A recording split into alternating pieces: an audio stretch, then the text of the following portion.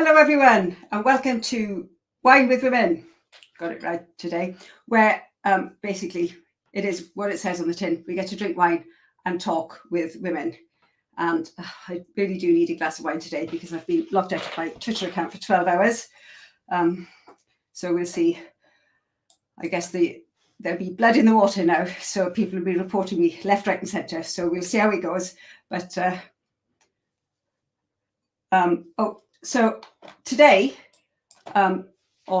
today we've got because of the awful decision of Roe v. Wade. I'm very lucky to have Kara Dansky, who is a feminist activist and a attorney in America. So to talk to us about the American perspective of things. So welcome, Kara. Hi, thank you so much, Helen. Cheers. What time is it there? I decided that after the week we had in America, I could treat myself to a glass of Prosecco. It's 2 in the afternoon for me. It's fine. Sun is totally over the yard. Cheers. So just to give people a bit of a background on you, can you just sort of give us a bit of a background about how what you've been doing, where you've come from, and how you kind of just got into this fight? Yeah, thanks so much. So I went to law school after college, not really knowing what I wanted to do with my law degree. And I studied all sorts of things in law school, as you do. And after law school, I went to work in the federal judiciary, where I became fascinated by the American criminal justice system and disturbed by many aspects of it. And I became a public defender, and I did that for several years. And I should say, back up, I've always considered myself a feminist. I studied radical feminism in college and in law school. And I could very well have gone on this entire time to have used my legal skills in the feminist arena, but I didn't. I chose to go into criminal justice instead, not because I wasn't a feminist, but because I really wanted to do work on fixing some of the more tortured aspects of the American criminal justice system. So I did. I spent several years at Stanford Law School, not in law school, but working there doing research and policy. I worked for a time at the American Civil Liberties Union, the ACLU, where I was senior counsel on criminal justice policy.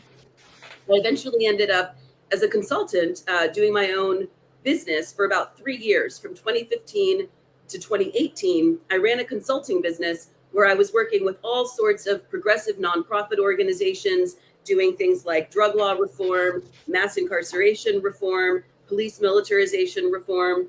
And that was going on quite well. And at the same time, I had started at that point to get involved in radical feminist activism through my involvement with Women's Liberation Front, which I joined in 2015 and joined the board in 2016 and did that for several years. And later I went back to work in the criminal justice system and eventually was no longer allowed to do my job in the criminal justice system because of various statements that I had made over the course of the past several years about sex and gender, defending the sexual rights of women and girls. And then I should just say I left the board of Women's Liberation Front in 2020 and currently serve as president of the U.S. chapter of Women's Declaration International. So you said that you were no longer allowed to do your job? Yeah. In what way? So one of my contracts back when I was doing independent consulting was this really interesting project involving border policy with the US-Mexico border.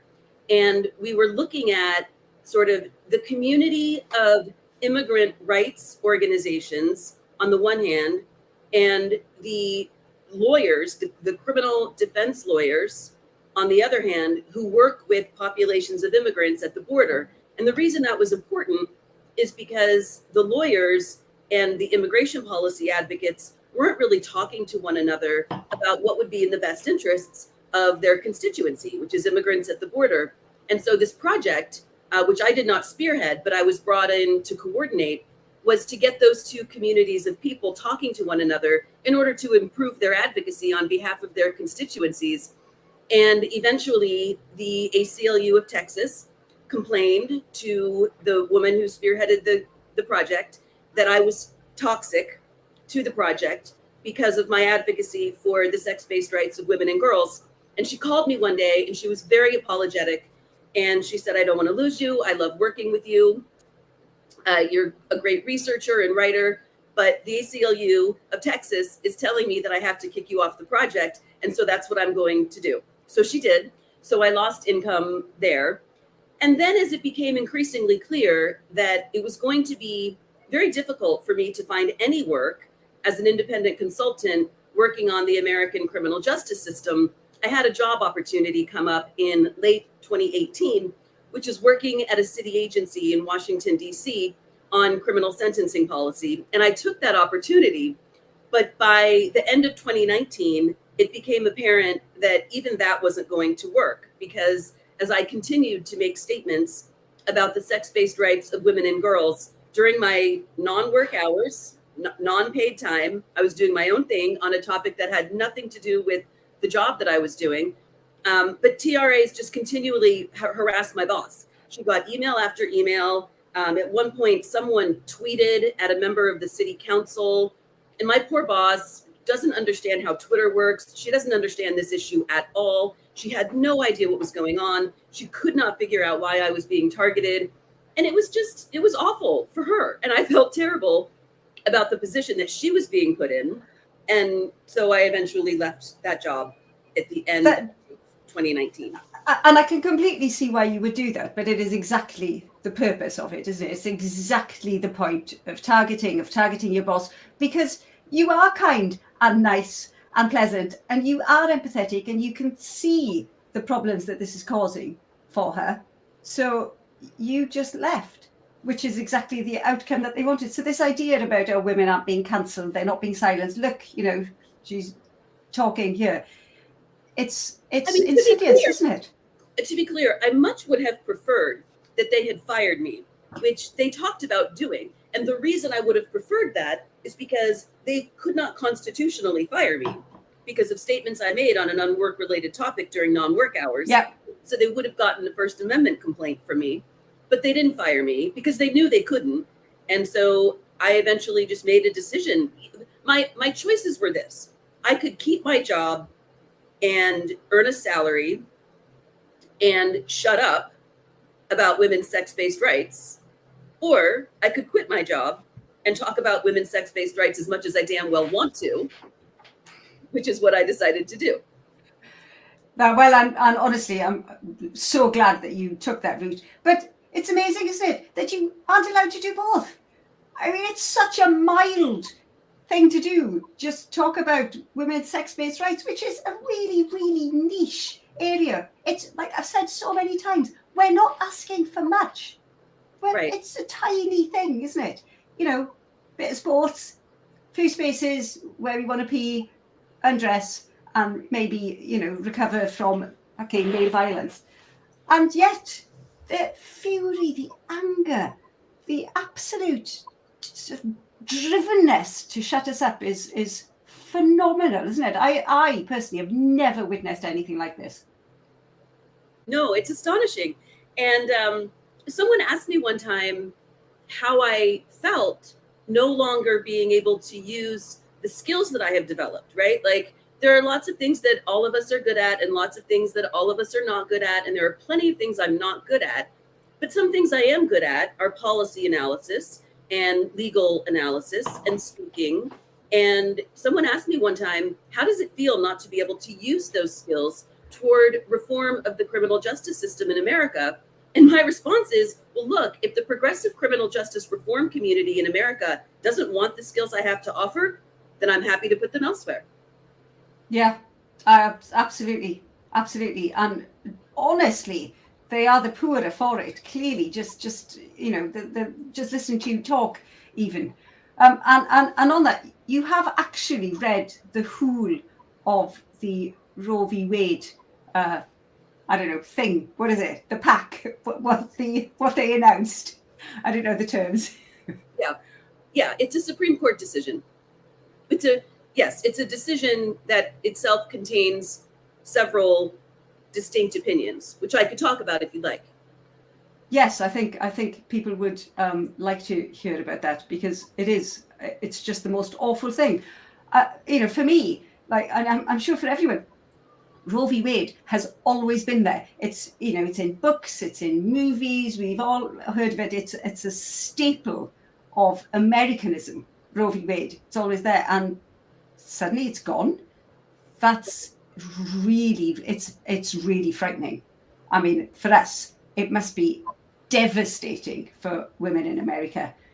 It is. It's absolutely terrible. I mean, so just going back a bit, I want to say a woman's name. Her name is Sarah Weddington, and she's no longer with us. Sarah Weddington was in law school in the 1960s in Texas, one of 20 women in a class of several hundred. And she started a relationship with the man who would become her husband and needed an abortion. And abortion, of course, was not legal at that time. I should say she writes about all of this in a book called A Question of Choice. So I'm not revealing any personal details. Okay, I'll put that in the link afterwards.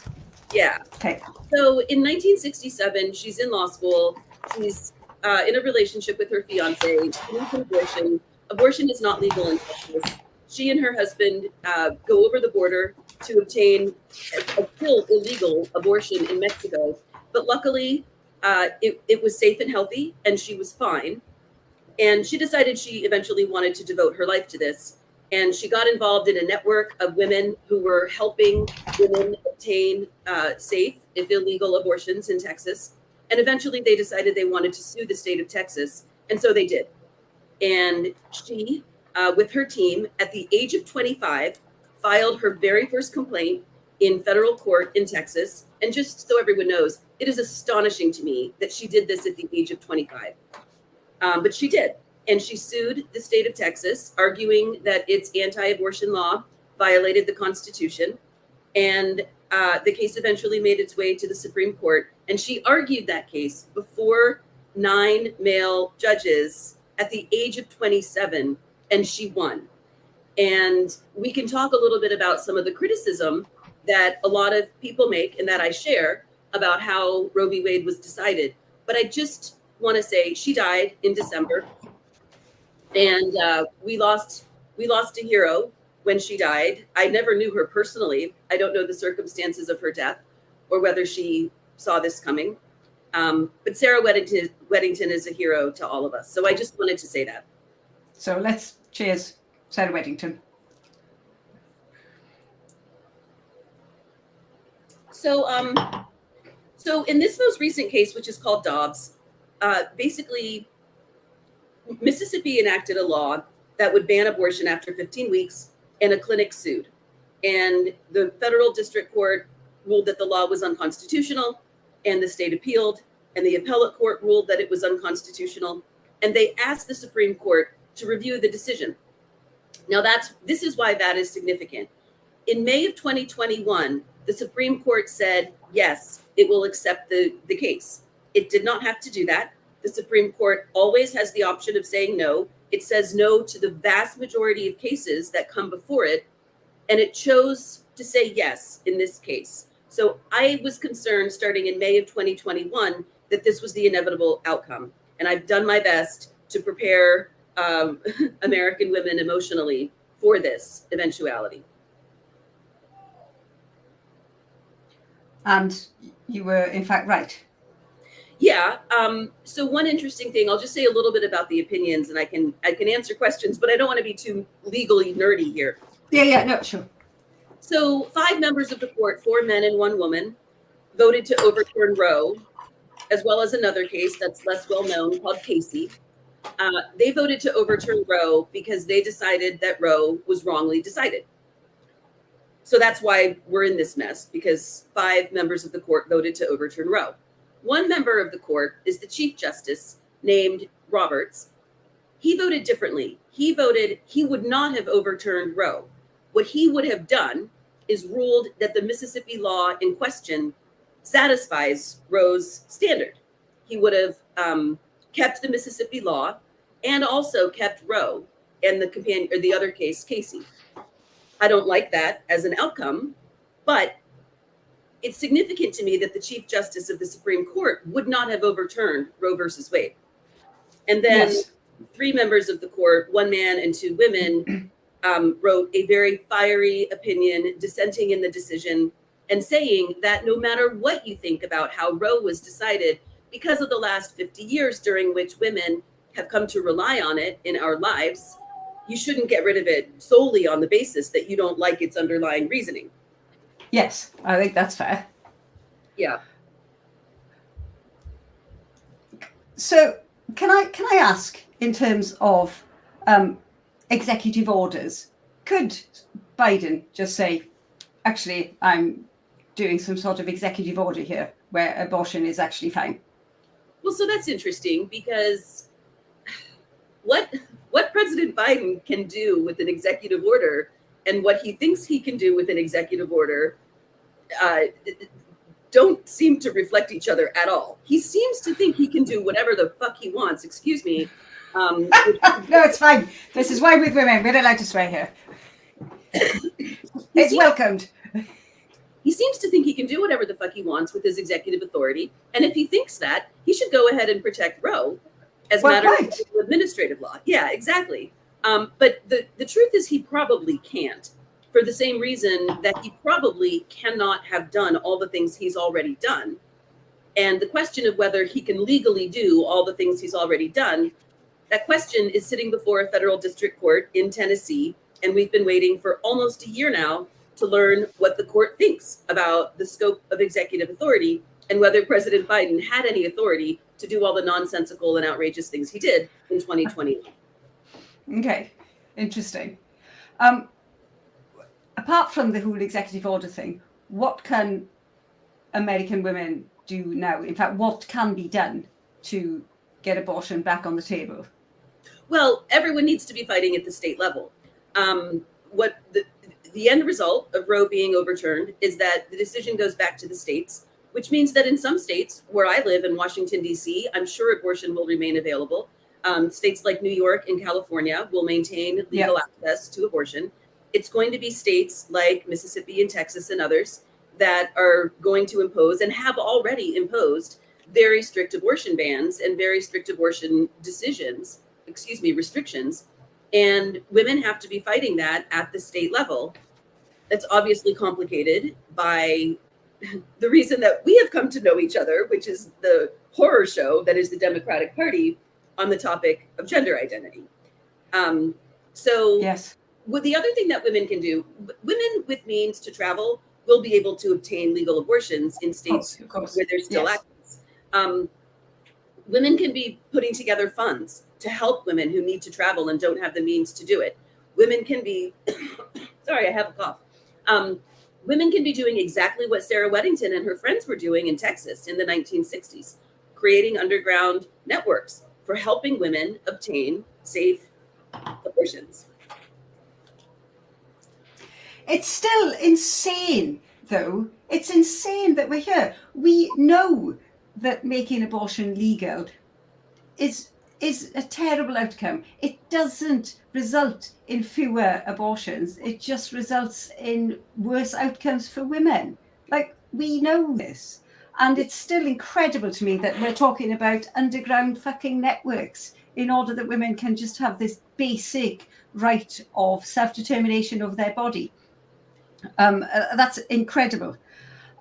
Do you think what it comes down to, honestly, for me, Helen, is that is all the evidence we should need that women are not considered fully human in our society, right? If anyone questioned whether women are considered fully autonomous, free human beings, clearly we are not.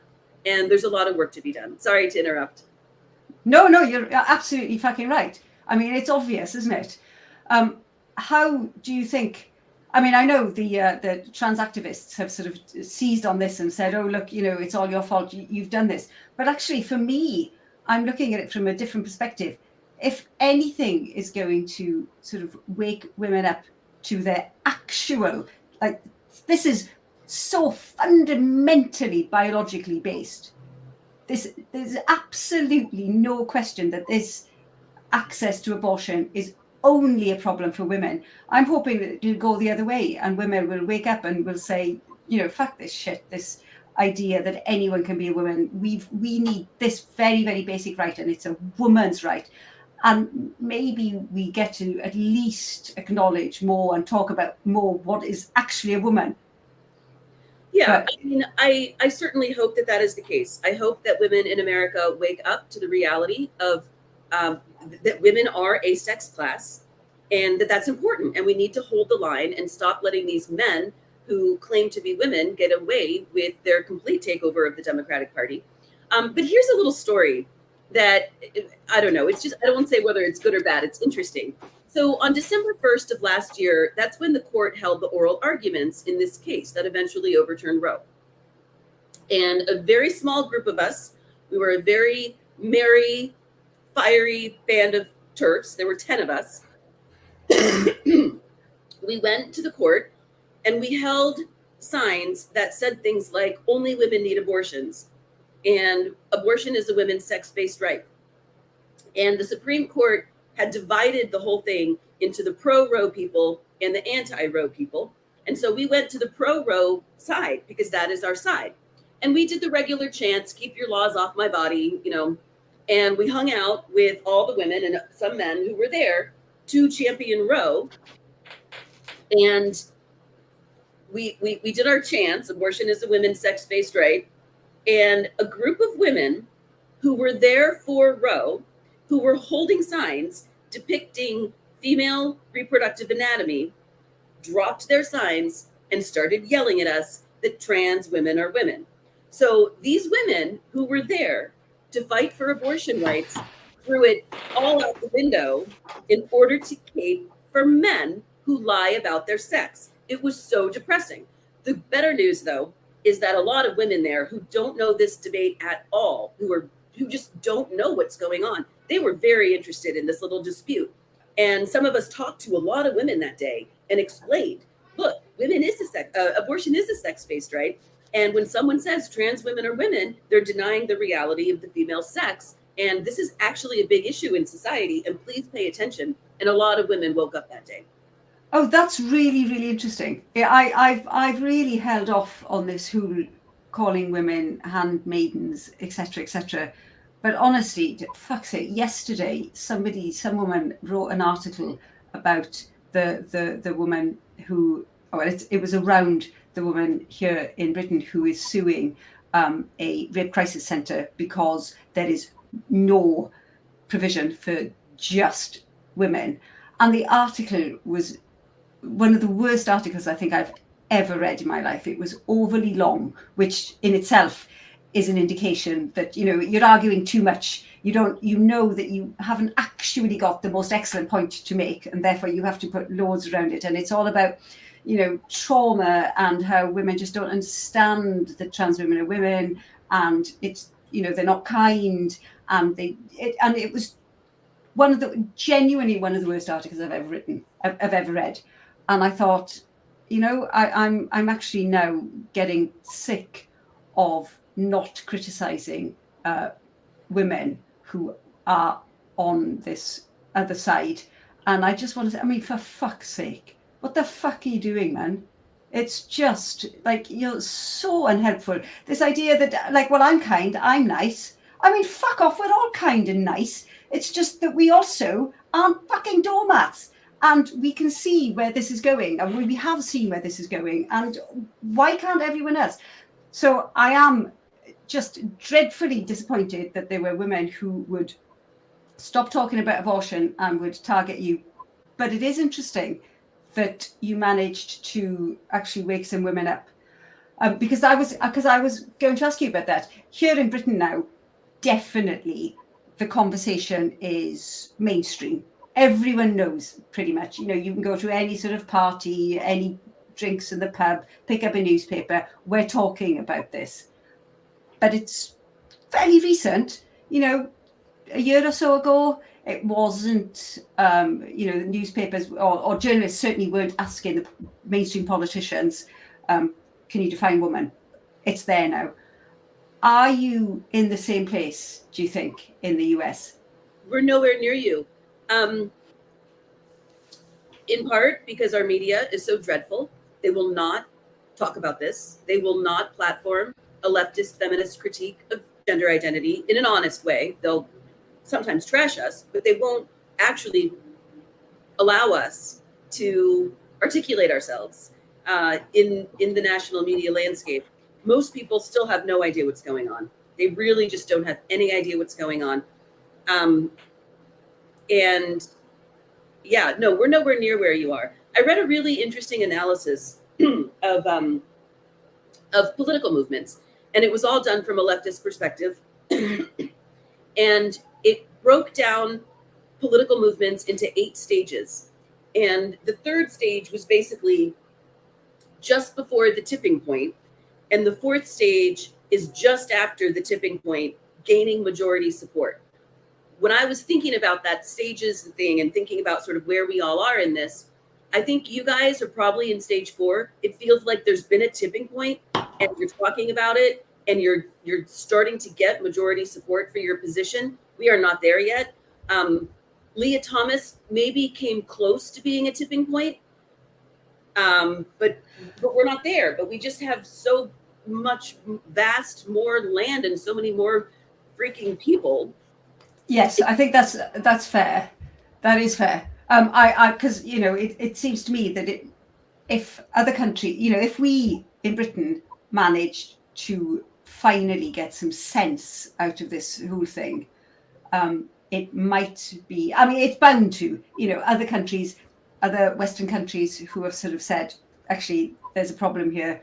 We can maybe sort of do this way. We can compromise, etc. It might help lead the way. But on the other hand, America and Britain are similar in some ways, but there is that very stark divide with guns and religion, and the vastness. So we might help, we might not, and in fact, we haven't won it, as you say. We're. I think we're at the beginning of maybe the beginning of the end. People are waking up. People are asking the questions. Trans activists are still trying to silence massively, sort of almost more so. It's becoming wild out there. But at some point, like I've been saying a lot recently, at some point they are actually going to need a better argument, or at least an argument at all. Silencing is a short to medium term strategy. It isn't sustainable. At some point they are actually going to have to bring the arguments, and it's happening. Leah Thomas was helpful for us, if not so much for you. That definitely woke people up, and the papers did actually start reporting on it, and even the papers that reported on it in a way that was quite favourable to Leah Thomas. The British public aren't fucking stupid, they read it and they're like, this is a bloke, man. Yeah, he was definitely helpful here. Very specifically, this past week, there was a conference in Las Vegas that was started by a woman who is now public using her name. So I can say her name is Kim Jones. But a few months ago, she reached out to me because Will Thomas woke her up. She was the mother of a young female swimmer at Yale who had to compete against Thomas. And she watched her daughter lose to Thomas. And she was very angry. And she reached out to me to say, what on earth is this? She had no idea what was going on. She described herself to me as an ordinary American, average Democrat, pro-abortion, suburban mom who wasn't very politically active. And then she found out about this and she was like, I can't believe this is happening. So I got her a spot on the Saturday morning webinars that Women's Declaration International does, although she was anonymous. That was back in February and she was anonymous. And then we talked more about it and she was like, I'm ready. What can I do? And I thought, okay, the feminists are organized, the gay rights activists are organizing, the parents of trans-identified kids are organizing, but one demographic of this whole movement that has not yet been organized is parents of young female athletes who are mad and want to do something. So I said to her, organize them, organize the moms of the athletes because they need help. And she did. And she within a month and a half, she had put together a conference in Las Vegas. It was amazing. Oh, that's fucking amazing. I love that. I think I've said so many times that, when women wake up, a woman, 2 women and a laptop, that's a fucking committee. You get things done. There are women who are used to organizing around sort of school events and organizing things, and they're looking around and they're like, we need to do something here. That is amazing. I'm so glad that people are, but honestly, what a waste of our time this has been. Such a waste of time. I mean, there are silver linings, of course. I think I've said before, the Women's Rights Network here in the UK is the most amazing thing. We've all got women locally that I can just go down the pub with now and talk about things. And, hopefully at some point this will have died down. We will have come to some sort of happy or at least acceptable compromise with, kids no longer being medicalized and women's spaces being okay. But we will still have each other. We will have this.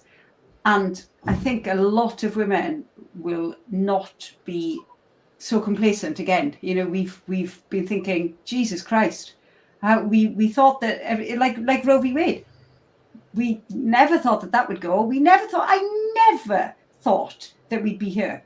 That you literally see a picture of a man, and the newspapers are saying this woman is missing and is dangerous.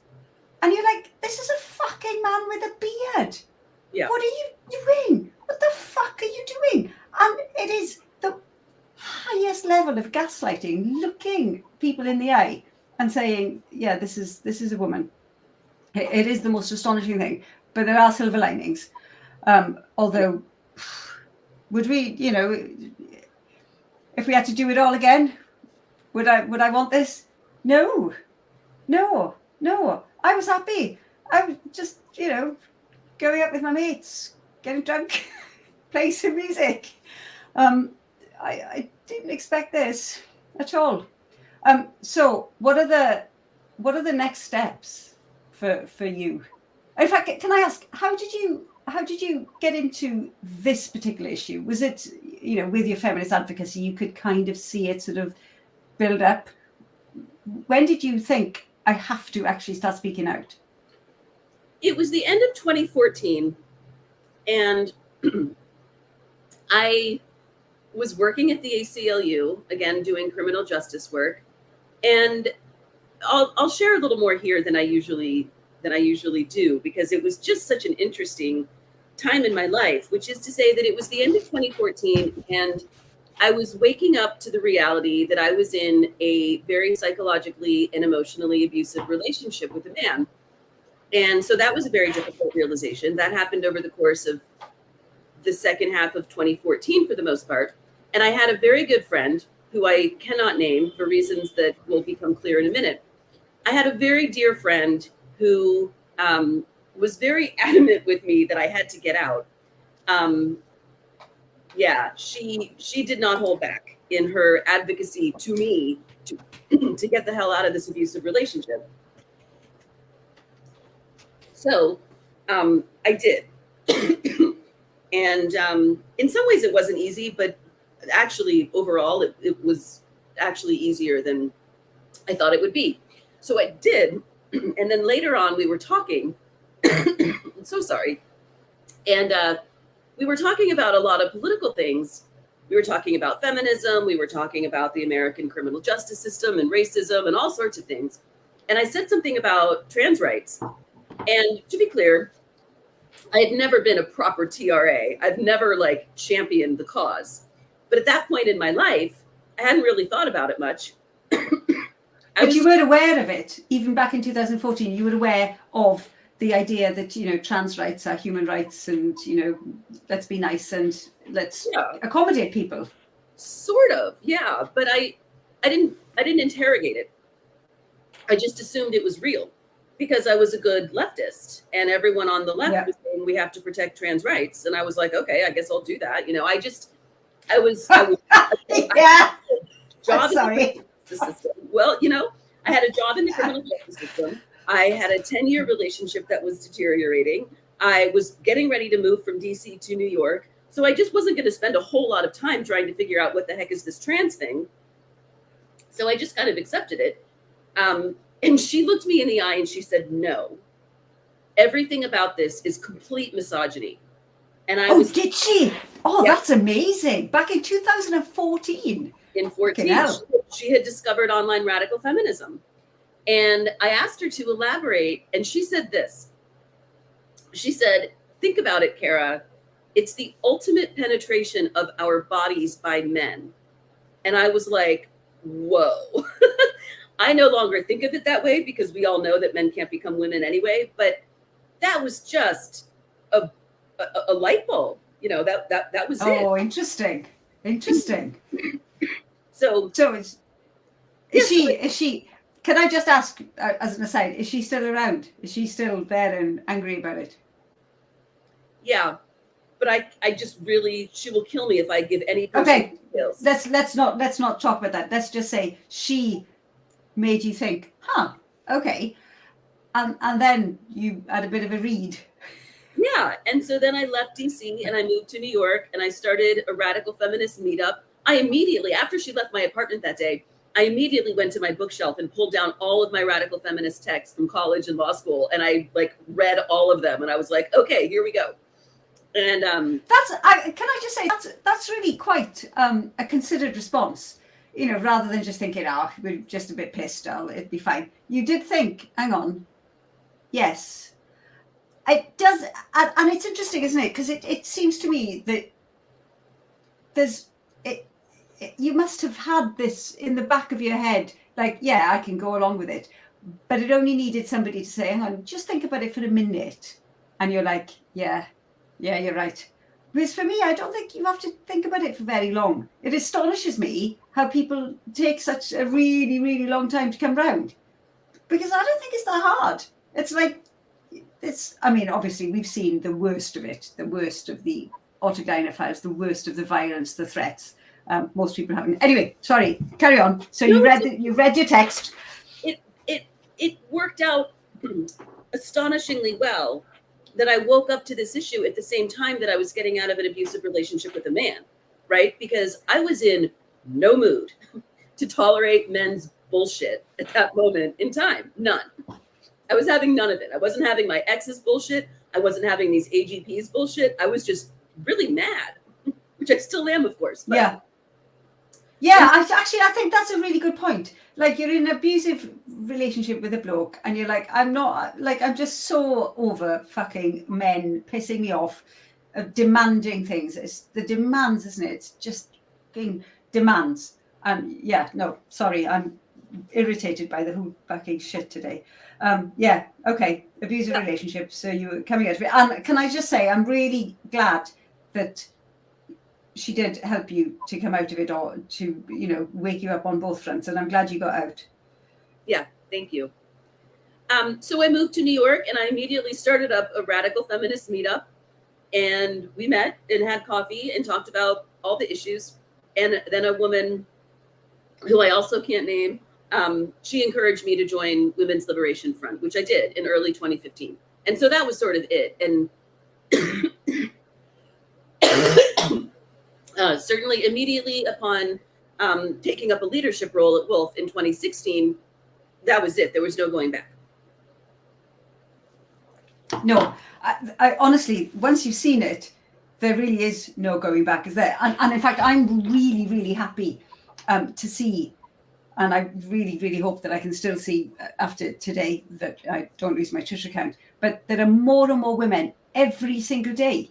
Every day, there are thousands of women out there now who have seen the issue, even just recently, and thought, somebody said, join Twitter or go to Mumsnet. And they're there. I see people all the time saying, or women all the time saying, I'm new to this issue. I'd like to be hooked up. And they're all over it. Because I do think once you see it, and once you see it from or through that lens, I think through the lens of what it actually is, you're like, Yeah, I mean, it's everything falls into place, doesn't it? I've said a number of times that what really got me was that article on Fourth Wave Now, which was trans is not one thing, and I must have read it back in 2015, 2016, and when it talked about autogynephilia and it talked about like teenage girls, and I thought that's right, that they are different, completely different beasts. And the autogynephilia one was so apparent. And this, when you see people online saying, "Oh, autogynephilia, that's been debunked," you're like, "You fucking kidding me?"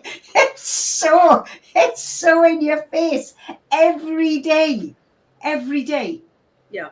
And it is a difficult thing to wake people up to, because it does feel such an unkind thing to say that this is a sexual fetish, because people don't want to hear it. They don't want to think about it like that. They just want to say, just let bygones be bygones. I mean, it's all right, isn't it? But it isn't. It isn't all right. It isn't all right at all. It's not all right for women. Yeah, or they think they have to. People still are feeling very socially coerced. And this is the thing that really makes me mad in America. I don't know if you have this phenomenon in the UK, but it's very clear that it's the US Democrats who are pushing this nonsense in law and throughout society. I get it. So I get that even though I have always been and still am a registered Democrat, my party leadership is not my friend on this. I get that. No. But even worse is Republicans, who I've never sided with on anything, are the only ones who are pushing back at all. But even they get it wrong a good chunk of the time. Even they still accept that there is some category of people called transgender for whom sex is irrelevant. And they're pissing me off, frankly. Yep. If you're going to push back, then start pushing back. Stop. Yes. They will push back politically and legislatively, but they still will use the language of gender identity. And I think at the end of the day, it's because, one, they're mostly ignorant, and two, they love gender. They do. Our conservatives love gender. And so I just find it really irritating. Yes, no, I totally agree. It's almost another side to the coin. I think Jane Clare Jones has put this very well a number of times, how, they like gender because they want to enforce gender in its traditional sense, and trans activists want to enforce gender in this sense, and we don't want fucking gender at all.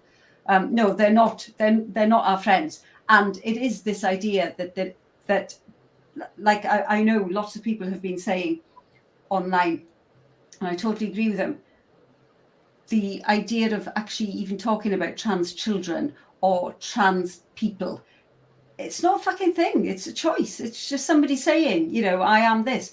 There is no trans. There is no one who is trans. It's just a number of people who declare themselves to be something. That's literally it. I mean, this is obvious, isn't it? I mean, there might be people with gender dysphoria, fine, but trans is an action. It's like a doing word. It's a verb. You have to actually do something. Although increasingly it turns out you don't have to do anything at all. You can just be a bloke with a beard, and it's all you have to do is say, "I want to come into your space, you fucking bigot." And everyone be like, "Oh, you're so mean." Yeah. How did we get here? Having more wine. Okay. So the queer theorists, I'm increasingly convinced that the queer theorists back in the 60s, 70s, 80s knew that if they tried to persuade ordinary people, including ordinary Americans across the political spectrum, people outside the states, if they tried to persuade everybody in the world that there's no such thing as biological sex, they would have failed colossally, because everyone knows what a woman is. So they did something very tricky and very smart, which is that they made up this word transgender. And now most people in the world seem to think that transgender refers to a coherent category of people who are somehow not male or female or the opposite sex or this new non-binary nonsense, which we could talk about. But it just doesn't matter. Every single human being is either female or male. That, like, those are the relevant categories, right? If we're going to fight for women and girls, we have to understand what that category of people is. Yeah. Yes. And I'm distraction. And I'm going to go out on a limb and say that the overturning of Roe v. Wade talked about women. Yes, both sides. The patriarchs who don't want women to have autonomy over our bodies use the word women countless times throughout the opinion because they know exactly on whose necks they're putting their boots. The other side, which is justices for whom I have tremendous respect in most circumstances, Justices Breyer, Kagan, and Sotomayor, they also use the word women repeatedly throughout their opinion.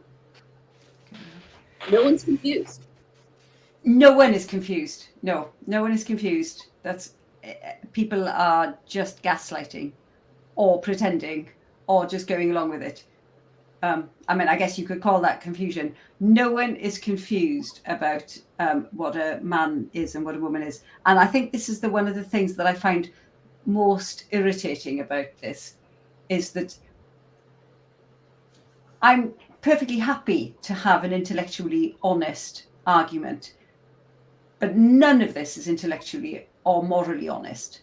It's all having to be done in an underhand way with pretense, with changing of words, with silencing, because, like I was saying earlier, because the actual argument isn't strong enough. It's not strong enough because you can't rock up and say, actually, let's let this bloke into the women's changing rooms because he wants to go in there. And society would be like, yeah, no.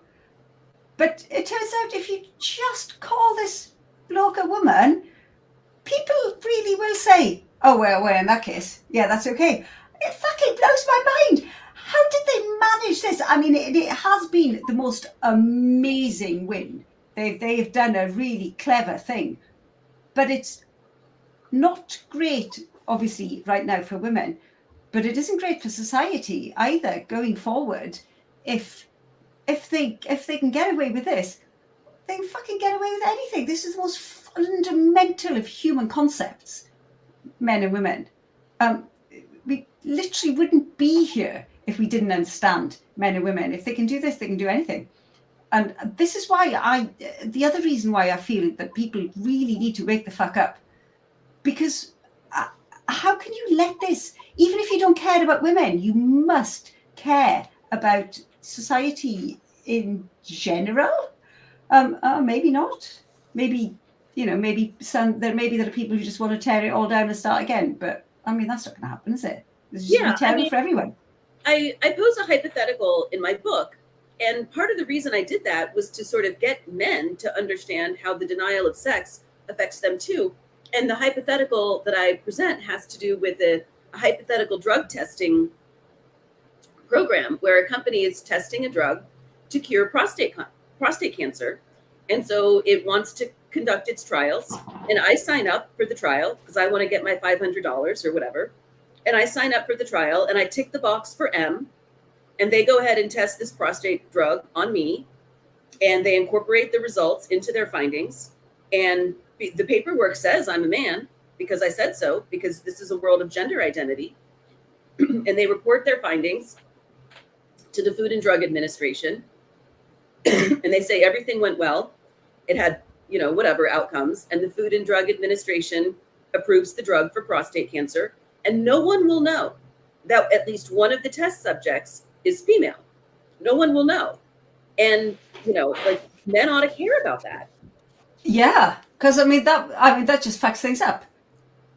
And obviously, the people who are being fucked up now are women, and we obviously have learnt, I mean, me personally, has really learnt the hard way that people don't necessarily care about women.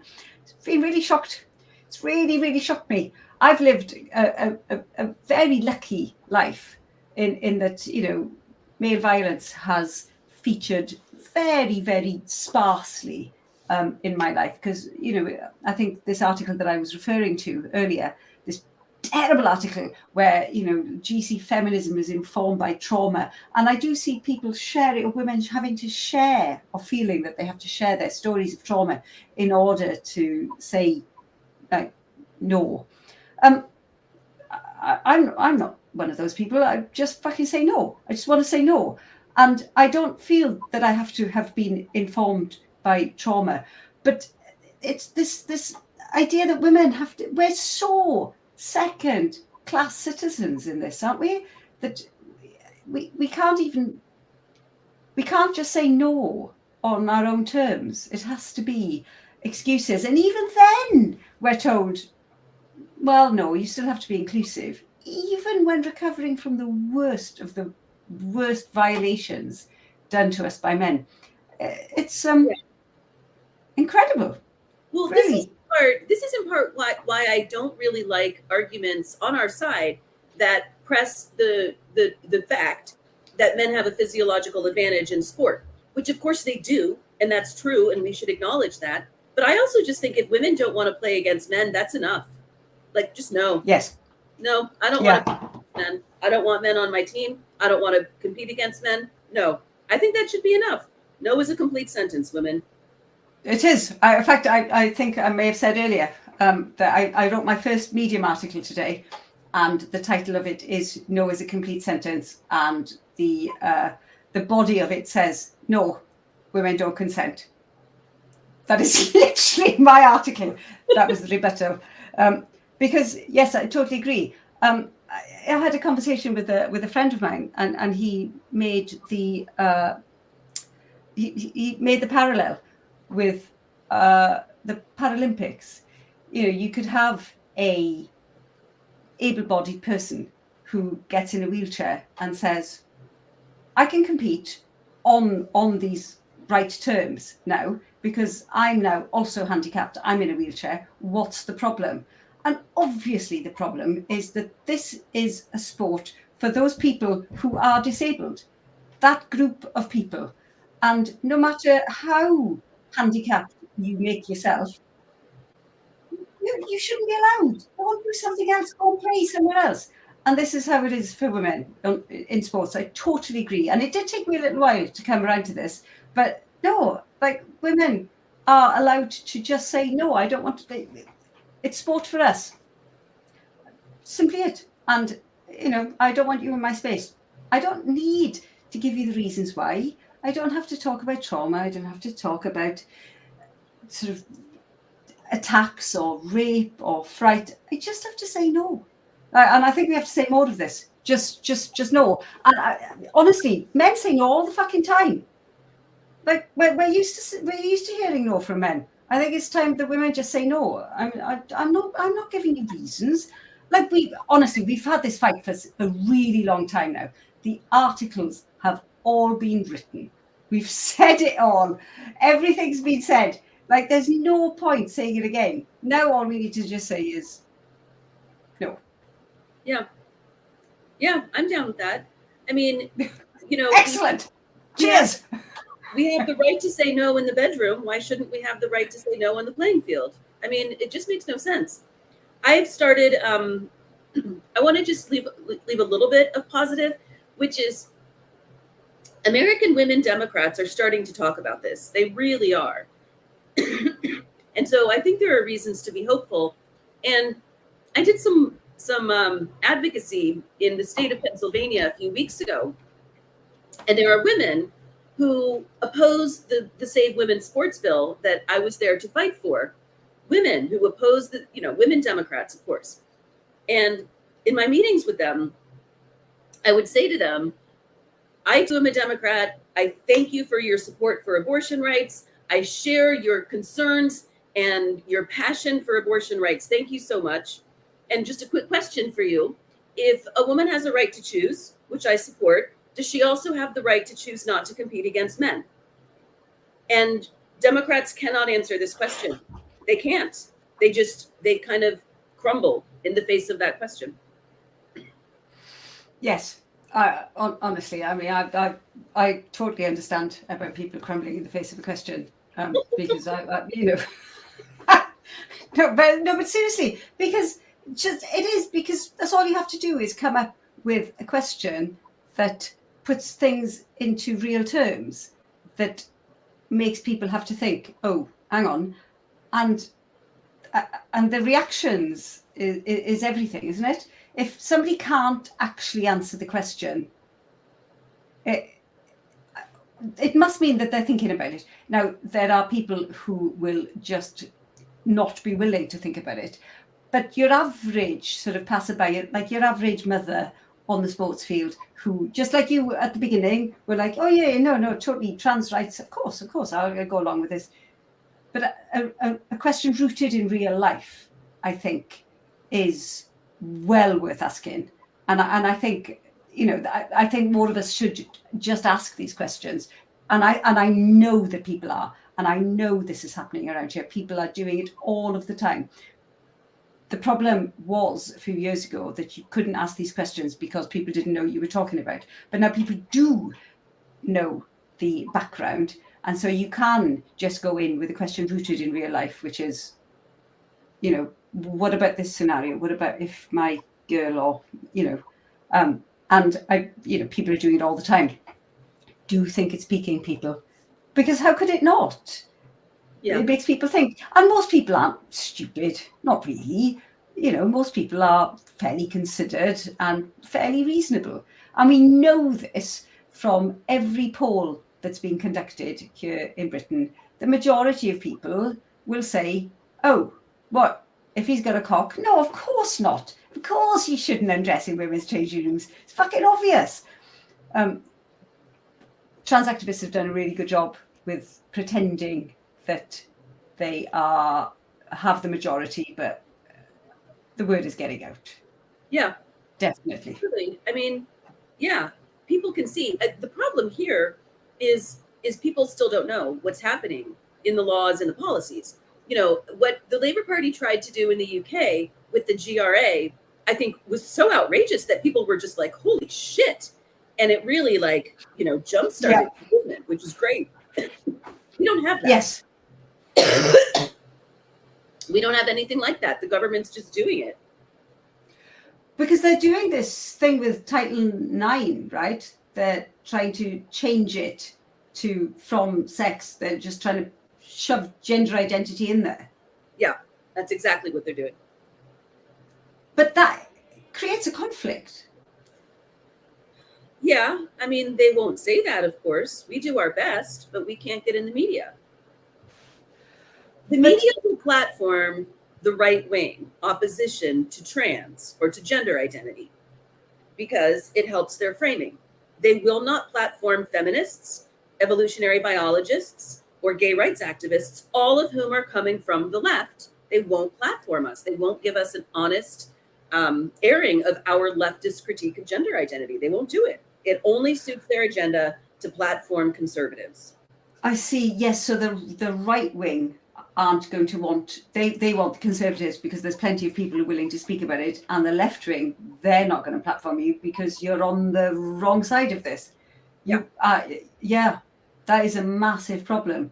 So I think all we can do, well, you can do everything that you're doing, but with a bit of luck here in Britain, if we carry on the way we're going, and it really does seem it's, the snowball is definitely on the downhill slope. Suddenly we're now having the Tavistock is having to open up its records. It's happening. People are waking up. The snowball is going downhill, and at some point, surely the US is going to look and they're going to say, oh, actually, this is happening there. Maybe, I mean, we do have the differences with guns and religion, but it'll help at least that there is, you look around and you think, well, who are our allies? And we've got there. I do think we will get there. If we don't get there, then I think society is completely fucked. And nobody really wants society to be completely fucked. So I think on the whole, it will take a while, but it'll sort itself out. But Jesus Christ, it's been a hell of a fight. Yeah. And a huge amount of time and effort. So what's next for you personally in this? Well, so WDI US chapter is having a convention in the fall in DC, and we're very excited about it. It's called Reinventing the Women's Liberation Movement, and it's going to cover all aspects of the Declaration on Women's Sex-Based Rights. And of course, it will touch on this topic of gender identity, but we're also going to talk about prostitution. We're going to talk about rape. We're going to talk about abortion rights and other aspects of reproductive integrity. And our hope is really to reignite the women's liberation movement. And I'm so excited because on Friday night of the convention, we are going to have speakers who were around in the 1960s, who were around in the early 1970s, and who can talk about the excitement of the second wave women's liberation movement and maybe some lessons learned, things that maybe weren't done well, that could have been done better. So I'm really excited about that. And my priority for the next couple months is preparing for that. That's excellent. There are definitely silver linings, aren't there? After this, we will, as women, have really, really sort of come together as one, and we can tackle other issues, things that I never really thought about until I got into the sort of this fighting. Prostitution, porn certainly needs talking about. It's a massive, massive problem. And now we've got fucking thousands of women who are on board to talk about it. And let's see what we can do. Cara, thank you so much for joining us. This was a brilliant conversation. I really would love you to come back again at some point. Honestly, we've only had an hour and there's loads more to talk about. I'd love to. But your voice is like on its final stages, and I suspect everyone who's joined the live stream might need their dinner now. But thank you everyone for joining. It's been really great and really interesting conversation in the chat. Sorry I couldn't type more. So thank you everyone, and see you again soon. Thank you, Helen.